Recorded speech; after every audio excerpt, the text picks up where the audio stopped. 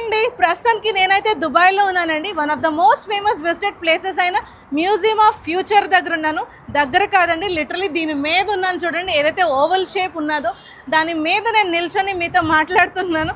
ఇక్కడ నుంచి మనం దుబాయ్ 2071లో ఎలా ఉండబోతుందో ఫాస్ట్ ఫార్వర్డ్ చేసి మనకి మ్యూజియంలో అయితే చూపించబోతున్నారు. సో ఈ మ్యూజియంలో మనకి దుబాయ్ 2070వ సంవత్సరంలో ఎలా ఉండబోతుందో మనకి ఇక్కడైతే చూపించారండి. అంటే ఎలాంటి టెక్నాలజీ వాడబోతున్నారు, అప్పుడు పరిస్థితులు ఎలా ఉండబోతున్నాయని ముందుగానే ఆలోచించి ఇక్కడైతే నమూనాలు అయితే పెట్టారండి.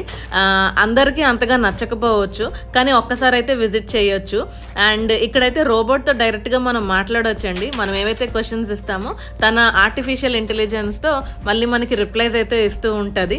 మీరు వెనకాల చూడొచ్చు స్కూల్ బస్సులు ఎలా ఉండబోతున్నాయి, సైకిల్స్ వాళ్ళు ఎలాంటివి వాడబోతున్నారు, కార్స్ ఎలాంటి టెక్నాలజీ వాడబోతున్నారు, లేకపోతే ఫ్లైట్స్. సో ఇవన్నీ కూడా మేమైతే అక్కడ చూసామండి. సో దీని ఎంట్రన్స్ టికెట్ చాలా ఎక్కువ అండి. ఒక్కరికి 3713 రూపాయలు సుమారు పడుతుందండి. మేమైతే అంతగా ఎంజాయ్ చేయలేదండి, పెట్టిన డబ్బులకి వర్త్ కాదనిపించింది. సో ఎందుకో మా యూట్యూబ్ ఛానల్లో ఫుల్ వీడియో ఉంటుంది, ఒకసారి చెక్ చేయండి.